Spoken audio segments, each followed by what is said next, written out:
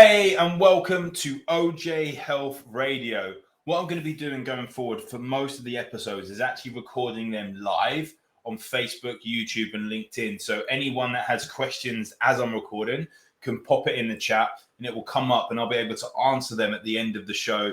And if you have questions on previous shows or anything else that you want to ask questions on health, then simply drop me a message and I will answer them in a future show.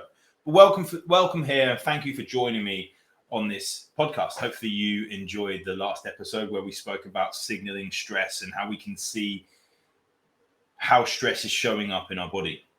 And today I've got plenty of notes here because I'm going to go through a thing that so many people miss. And it is such an important thing to grasp and such an important place to look when it comes to your health, that I think we need to talk about it. We need to speak about it a hell of a lot more. We need to work on this thing. And that's a thing called vagal tone. Now, we have a nerve that runs from our brain to our vital organs. Now, people usually go down these obvious routes that they go to lose weight, we go on a diet, we go to the gym, and we go to push things like this. The more mainstream approach, like that is one of the things which I call more the plaster approach or the band-aid approach if you're in the US, where you can't sleep, you have sleeping pills. You got low sex drive, you have Viagra. You have gut problems, you have probiotics. You have reflux, you have lansoprazole, which is a whole nother podcast topic there with lansoprazole. And you know my thoughts on that if you'd have listened to the last podcast. And that works for the short period of time, but it doesn't look to improve your health longer term. And what we need to look at is your vagal tone. Now, that is the ability for the vagus nerve to do its job. And that is to send messages to signal your gut to release enzymes and your organs to do what they need to do. Now, your vagus nerve is what they call the 10th cranial nerve. Your cranium has loads of nerves connected to it at the brainstem. And this is actually vagal. Vagus is Latin for wanderer. And this nerve is the nerve that goes through your heart, your lungs, your gut. It basically wanders all over your body. And it is the main nerve of our rest and digest, the parasympathetic nervous system. So it is massively involved with relaxation. It is massively involved in digestion. It is massively involved in recovery. Obviously, I need to work on my vagus nerve because one of the symptoms is not getting your words out correctly.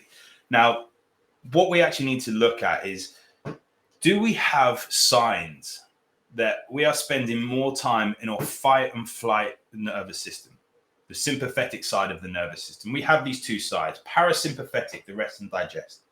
Then we have the sympathetic, the fight or flight mode. Now, we have to spend time in both, like a DJ mixing. We have to spend time in both. But a lot of people spend much more time in that stress state, switched on in that fight or flight mode, which is not good. And we'll get to that in a moment. But there are some signs that you have poor vagus tone. Now, yes, this is very much looking at other health side of things. And this is not going to diagnose everyone. If you want to ask questions on this, drop me a message and I can speak to you further. As you know, I'm not into pushy sales or anything like that. If you need some help with your health, drop me a message. Just get on a call and let's chat. But there are signs if you have poor vagal tone, is that you get bloated easily. You have poor immune function and you have higher sickness levels. You have lowered heart rate variability and higher heart rate problems, like you don't recover from exercise very quickly. Your heart rate doesn't get down. Maybe it's elevated. You have problems with your blood pressure. You have a poor gag reflex. Like you go to clean your teeth and you start gagging for no reason. You have a poor ability to swallow. Say that you can't actually swallow pills very well. A sign that someone's got poor vagal tone for me is when I send out my client documents. And to be fair, I have a brain screening, I have a gut screening, I have a sleep solution. All these things are included in my client screening. So I'll see from their answers about vagus tone. But a surefire thing is that when I look at supplements for a client, they tell me, have you got this in powder form or liquid form? Because I can't swallow tablets. That is a massive red flag for me to look deeper into their nervous system and their vagus nerve and the vagal tone. Regularly getting earaches or ear infections, getting acid reflux or having stomach acid problems, things like losing their voice. Are they going out and they start shouting quite a lot and they lose their voice easily? Maybe they're not even going out and shouting. They go to the football match and they're not shouting, and they're stumbling on their words. And also as well, like, those things are usually a sign of damage to the actual vagus nerve, which we can look to repair and rebuild. But other things that happen in regard to vagal tone, in regard to looking at our vagus nerve and how it is functioning, is that we might have poor signaling. So it's not actual damage to the nerve, it is damage to the way that it signals. It is the communication between your brain and where it is sending its messages. And it could be that you get anxiety or depression, or you have low energy levels. Maybe you are just on edge and you have anger outbreaks. Maybe you have brain fog. Is it that you're having issues with sleep, whether not being able to get to sleep, whether waking during the night or waking up and just still needing 10 more hours of sleep? Is it that you have a low attention span? Just written on my notes, spam, not low attention span. Low attention span or ADHD symptoms, or you've got a lowered tolerance to pain. And most of these articles, like, we want to point out the obvious, that when we have podcasts and articles and everything like that, but what does good vagal tone look like? You have good HRV above 60 most of the time. You have good blood pressure. You have good ability to handle stress. You have good regulation of moods. And you can sleep well through the night without waking up. And when you do wake up in the morning, you have good levels of energy. You have good gut health. You have good organ function. You have a good ability to swallow tablets if you need to with your supplements. And you have been able to talk regularly out in public, or good speech regulation. And it's good to look at, why do we have bad vagal tone? Why do we have bad communication with our vagus nerve? And I think that when we actually look deeper into things, we can see that if we look at the podcasts I've done before, talking about stress and signs that the body is under stress, this is the biggest red flag I see. And what actually causes bad vagus nerve function?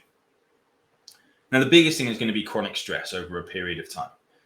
It could be that stress is being caused by poor sleep habits. Your environment that you're in doesn't allow you to get good sleep. Maybe you've got bright lights going on. Maybe you're just looking at technology before bed. Habits around your sleep routine. Post-traumatic stress disorder is massive when it comes to your vagus nerve. And what we have to look at is that childhood or is it adult onset of trauma? It can be massive when we actually see that. So many people, and remember, trauma is different for every person. So I have people say, oh, this isn't traumatic. I haven't been through sexual assault or something like that. Like, just because you haven't been through sexual assault, what you've been through may have been just as traumatic for your individual side. Like, don't play down the trauma that you've been through as an individual, and don't kind of be embarrassed about going through that trauma and feeling the trauma from it. Someone could have trauma from a breakup. Someone could have trauma from a job loss, from a loss like myself. My trauma I went through was losing a parent. Someone has had sexual assault. Someone has been through war. Every single individual has had different levels of trauma that affects them in a different way. Some may seem on the surface harsher than others. Absolutely. But don't play down your trauma, because it is absolutely individual to you. Then another massive thing which people underestimate is what we call priming of the glia cells. If you've been hit around the head, one of the questions I always ask people is if they've been hit around the head. Because when people get hit around the head and they're stressed, it could cause a thing called priming of the glia cells. And we have immune cells in our brain called glia cells that clear out dead neurons. And they get active based on stress, and overactive and overactive and overactive. And then if we go through trauma, whether that's a head injury, whether that could be go through the actual physical trauma, could be a high level of stress, get knocked out, hit around the head, that could really overactivate these prime glial cells. And when that happens, that could literally be the straw that breaks the camel's back when it comes to your health. Afterwards, you then suffer a lot more from migraines. You could be predisposed to getting a stroke. You could end up that you have more outbreaks of depression. You have worse tolerance to alcohol, all these things just from that head injury that actually goes on. Another thing that causes it, poor breathing techniques. It's massive nowadays how little focus I see of people improving their breath work. One task I have for some clients is that when we want to improve our health is just doing simple nose breathing. Sitting there, closing your mouth, breathing in and out through your nose. Maybe it's mouth taping at night. Like what I've been practicing recently is running, but only at the pace where I can breathe through my nose, which isn't that fast. To be fair, I can't run that fast when I breathe through my mouth, but it's not that fast when I'm going to breathe through my nose. But that is something which I absolutely work on with people to say that allows us to calm down more, to work on our parasympathetic side of our nervous system. Another thing that causes poor vagal tone is poor blood glucose management. And the Western diet is not set up to have good blood glucose management, hence why we're seeing high levels of diabetes, not just in the overweight. That is something we really want to check out, that why are so many people that aren't overweight getting diagnosed with diabetes? So that is one thing that is going to impact it. Exposure to toxins in your environment or things like mold. People don't look at what mold causes to the body.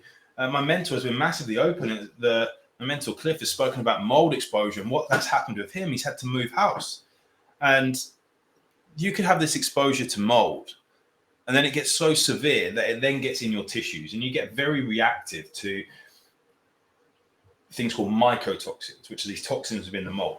Now, they could be just when you actually have exposure to them. So you get levels of brain fog, you get allergies, and eyes start getting itchy and all these different things, or migraines, headache, fatigue, all this stuff. And then when you actually stop that actual exposure to them, you start to get fine. But some people have such a severe reaction, or they've been exposed for such a long while, it's actually saturated into their tissues. Now, when it's saturated into their tissues, they actually then get such a severe reaction. It takes such a long while to get out of their system.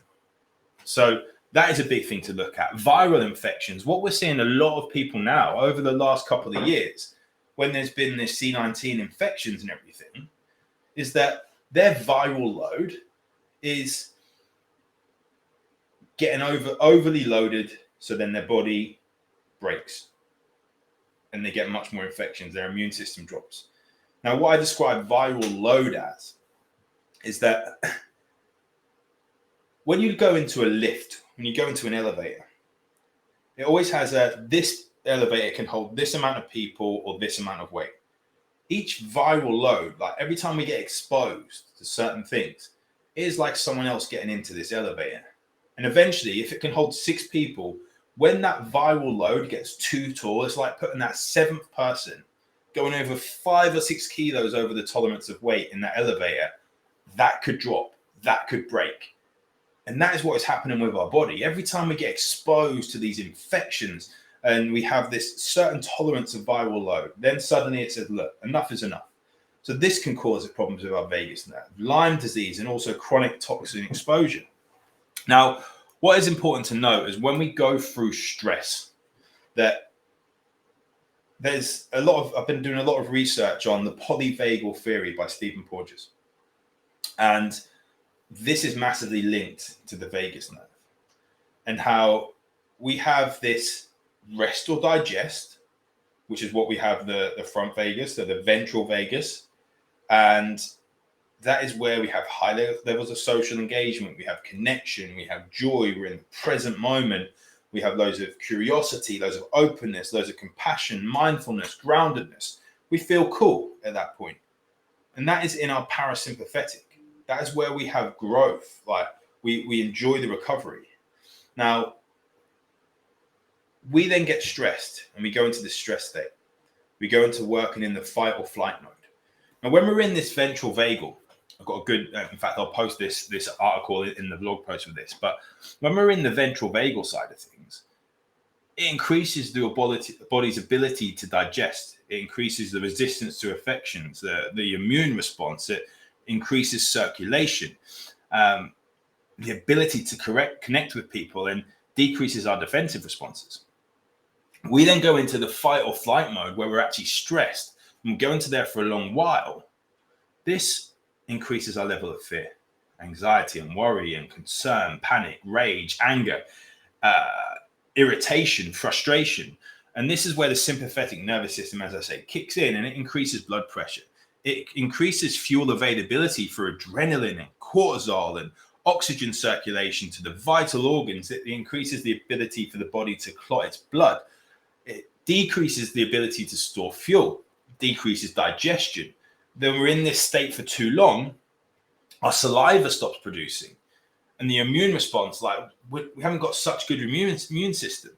But there is a state past this called freeze. This is where we start working through our dorsal vagal. And this is where people get where they've been in a stressed mode for far too long. And this is where they get disassociation time. They get numb. Those are depression. Start to have trouble with losing weight. They start to gain weight. Start to feel helpless. Start to feel shame. Start to feel shut down, hopelessness, and feel massively, massively trapped. Now, this point where fuel storage increases, so you gain weight, pain threshold goes down, your heart rate lowers, your blood pressure lowers, your temperature lowers, your muscle tone, facial expressions. You can't keep eye contact as well. Your awareness of what you're saying isn't as good. Your behavior, like your sexual response and your immune response is all decreased. Now, at this point, we struggle with the vagus nerve. So if I see someone that is in this area, that is where I'll start to like really dive in with the vagus nerve. Work on these things before. This is where we see people that want to improve their health, but start and then stop, start and then stop, start and then stop. It's like they're going around in circles, getting more and more and more frustrated. And you see fitness professionals say, just eat less to lose weight. Yeah, absolutely. But their emotional response doesn't want them to eat less. So they end up binging and then feeling emotionally much, much worse. So it's harder for them to keep in a calorie deficit. On paper, that is what works. Calorie deficit works. But in reality, why are they binging out? What is their emotional response? Where is their body at? What is their vagus nerve? What is their vagal tone like?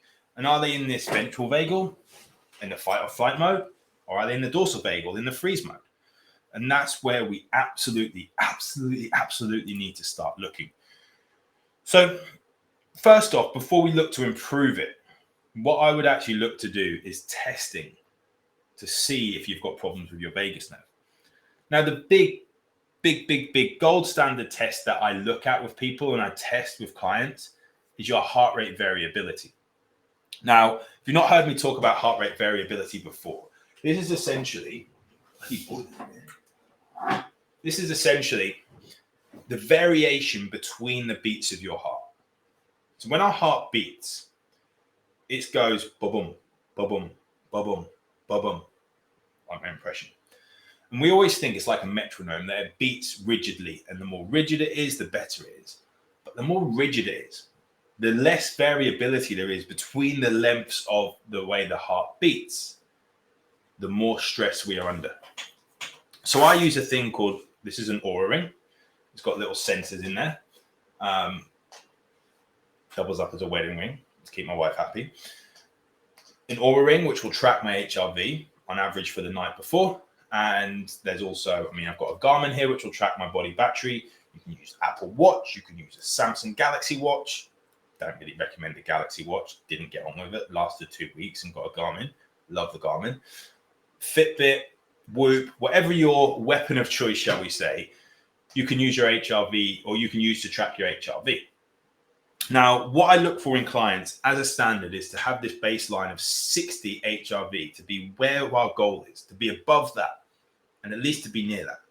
Unfortunately, what I'm seeing is people that are highly stressed, when they come to me, their HRV could be in their 20s or 30s. And I'm seeing alcohol is lowering their HRV even more. And what is interesting is to see when people start noticing what lowers their HRV.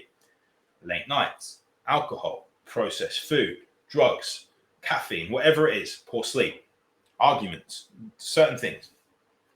Their behaviors slowly start to change. And as they see their HRV improve, get better and better and better, their habits become easier to keep. Now, it's all relative. We want it to be 60 and above. Now, mine is usually in the 70s or 80s. Now, if it drops into the 30s, I feel like crap. But for someone who's in the 20s, if that goes into the 30s, they're used to being in the 20s, going into the 30s will actually make them feel good. But then going into the 60s, they will feel so amazing. My goal is to get people there because they're going to be shouting to me to all their friends, all their clients, all their family members, and it's going to be great for referrals, right? But we want to get that to 60 and above regularly. We want to work on that. And I will focus on the vagus nerve as a marker of improving that. Now, another thing is looking at your blood pressure. So our blood pressure, if you ever have it measured at the doctors or anything, there's a number above, which is called the systolic, and the number below, which is called the diastolic. So we want that top number to be between 100 and 140. And we want, excuse me, the bottom number between 70 and 90. If there's problems with that, that can obviously link to your vagus nerve being an issue. Another thing is a thing called orthostatic hypotension. Now, this is where, I don't know if you've ever noticed it, but I used to have a client, and I didn't know about this at the time, but thinking back, she definitely had problems here. And if I wasn't just working with her back when I was a PT, and I knew about this stuff, could have got much better results. But that was like 2013 or something. But it would be that if she'd done squats, she'd get lightheaded. So if someone is sitting down and they go to get up quite quickly, and then they have to hold on to something, or they get lightheaded, maybe they run up the stairs and they get lightheaded, that is a sign that their vagus nerve needs to be looked at, and we need to work on that. Their vagal tone can be improved. And another one is where we do a pupil constriction test. That is to shine a light into your eye, and your pupil should constrict for 10 seconds before dilating. So it constricts for 10 seconds before dilating. If it takes longer, does it immediately or does nothing, then it's a sign that we are more unbalanced than we want to be. We're either in too much of the parasympathetic or too much of the sympathetic. And we need to work on vagal tone. And we can look at another, in fact, I'll do a podcast on adaptogenic herbs, and it's one of the things that can help, because that will be one of the things that will get us to go from that balance of too low or too high to help us get smack bang in the middle to help us improve. And that's where we also look into what can we do to improve it. Just missed something out on here. First thing, as you would look at, is to get a good sleep routine and sleep hygiene. That would be something like getting to sleep between 10 and 11 o'clock. Not eating within 2-3 hours of when you go to sleep. No alcohol in the later part of the day. Well, no alcohol at all. That can massively impact your sleep, even having it at lunch. No caffeine within 7 hours of sleep. 6-7 hours. 5 hours at least. No screen time before bed. All that stuff can make a massive impact. And then looking at the room that you're in. Is there mold in there? Is it dark? Is it the right temperature? Like being in a cooler room when you go to sleep helps your vagus nerve get stimulated. One of the other things is cold water exposure. So lowering your body temperature is gonna help. We'll get to that in a second. One of the things which I find a lot of guys won't do, maybe that's just me, the guys that I've spoke to, like more and more are getting open to it, and that is practicing gratitude. Telling someone around you that you're thankful for them. Like I went out yesterday with one of my old mentors, and I call him Socrates, and it was awesome to just tell him that I felt grateful for him, the impact he'd had on me over the years. And it turns out he needed some help. He posted on Facebook. It felt awesome to tell him I'm thankful for him and to treat him to breakfast. In fact, I didn't actually pay him. My mate ended up paying another guy that he'd worked with. But just being thankful to it. So tell those people around you that you're thankful for them. Practice gratitude. What are you thankful for? Are you thankful for your dogs? Are you thankful for the food you eat? Are you thankful for the roof over your head, the car you get to drive? What is it? Tell some people that you're thankful for them. Another thing is laughing a lot. One of the things to improve your vagus nerve is laughing. And so watching comedy. I recently, whether you like him or not, it's a very niche comedy, but watching the Ricky Gervais comedy, the last stand-up he'd done was ridiculous. Probably going to lose some followers if people are watching this and don't like what he spoke about. It's one of those comedies where you laugh and think, should I have laughed at that? But I don't remember laughing as much as that for a long, long while. You feel so chilled out. If you go to a comedy gig and you start laughing, you just feel chilled. Laughing to the point where you get that jaw ache. You don't want to laugh anymore, so then you laugh more. And watching old comedy, I love it with old comedy. Watching things like Only Fools, but we watched Look Who's Talking the other night, and it just reminded me like how much I love that. And Look Who's Talking now with the dogs talking. Awesome. But anyway, regulating your breathing. This is another thing I find easier for me to get women to implement, because one of the regulation is things like meditation. And for some reason, more guys are getting open to it now. I meditate pretty much every morning. I journal every morning. I read the Daily Stoic every morning when I travel. In fact, I might have 2 days off because I'm going to Colombia on the 18th. And I'll take my book with me, but we're actually spending 2 days in the jungle. So I'll probably leave the Daily Stoic in the hotel room. But hey, I'll be present. I'll be in gratitude. I'll be in the jungle. I'll be loving life in the present moment. But regulating your breathing. If you are not getting deep breathing in there, if you're having short, shallow breaths, it's a surefire sign your vagus nerve is not getting the ability to work or having the ability to work effectively. So if we can regulate our breathing, in deeply, out, regulate it. Before meals will help with digestion. 3-4 breaths. People look at prayers. I'm not religious. I believe in stoicism, but I'm not religious. But prayers have a massive place because it helps switch into the present moment and helps you regulate your breathing and to actually switch down and tone down the sympathetic nervous system. Things like singing loud, that's going to stimulate your vagus nerve. I just love chucking some Robbie Williams on and singing at the top of my lungs, making sure the windows are shut. When I'm driving in my car, it just helps me chill out so much.